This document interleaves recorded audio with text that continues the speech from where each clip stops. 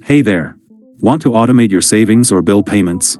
Setting up recurring transfers in your SoFi Money account ensures money moves where it needs to go, exactly when you want it to.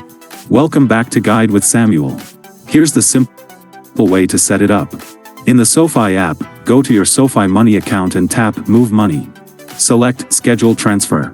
Choose your from and to accounts. This can be between your own SoFi accounts or from a linked external bank. Enter the amount and set the frequency, like weekly, bi-weekly, or monthly. Pick a start date, review, and you're done.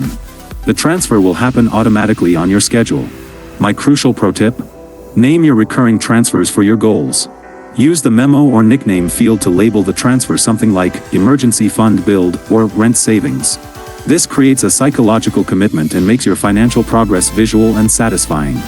That's how you build powerful financial habits without lifting a finger each month. What's the first automated transfer you'd set up? Savings, investing, or bill payments? Let me know in the comments. For more guides on automating your finances, subscribe to the channel. Thanks for watching. I'm Samuel, and I'll see you soon.